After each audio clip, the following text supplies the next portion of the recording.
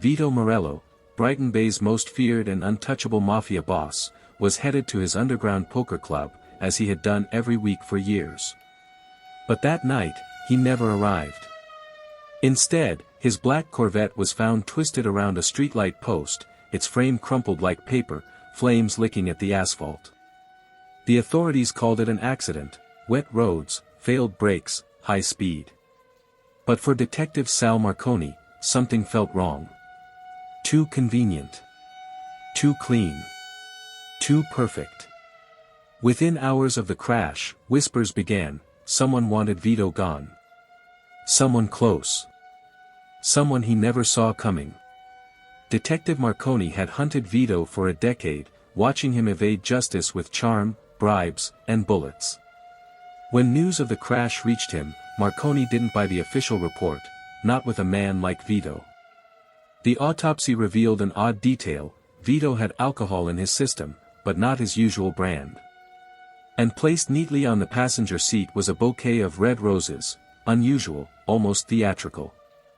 Then came the footage from Vito's estate hours before his death: 3 women entering his home, one after the other. No exit footage. No explanation. Marconi circled a name on his notepad: Velvet Roses. He quickly identified the women. Vera, a sultry jazz singer with a past soaked in secrets. Dahlia, a cocktail waitress who once wore bruises like jewelry. Lena, a model with a sister who'd vanished without a trace. All 3 were former mistresses of Vito Morello. None had any reason to stay loyal. Each had every reason to hate him. And within 72 hours of the crash, all 3 disappeared. What Marconi found next changed everything. The women had met in secret: coffee shops, hotel lobbies, and church basements. Each time, under different names. Separate lives, converging toward one chilling outcome. Then came the damning evidence. Dahlia was caught on camera leaving a back-alley garage known for, off-the-record, car repairs. Lena wired cash to a technician 2 towns over the night before the crash.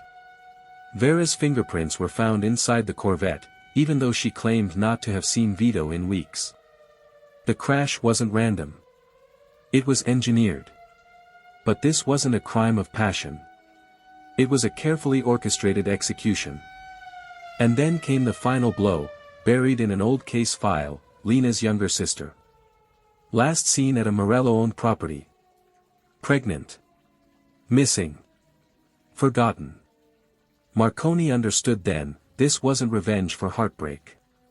It was justice for the forgotten. Vera was the first to crack. Marconi found her alone in a bus terminal, drenched in rain and regret. "We gave him a choice," she murmured. He laughed. Then, everything spilled out. Vito had trafficked women. Lied to them. Disposed of them like trash. They couldn't go to the police. The law had failed too many times. So they did what no court could. They slipped something into his drink. Dahlia loosened the brake line. Lena watched him drive off into the storm. Then they vanished. No blood. No screams. Just silence, and a wrecked car with roses in the front seat. Marconi had no witnesses. No weapon. No confession. Just pieces of a puzzle no one else dared to solve. The city moved on, calling Vito's death a tragic loss. But Marconi kept the case file locked in his drawer, labeled in red ink: Velvet Roses, closed. He never filed charges. Not because he couldn't. Because maybe, they were right. They weren't killers. They weren't victims. They were what Brighton Bay had made them: survivors in a city that fed on silence. And for the first time in years, the streets of Brighton Bay were quiet.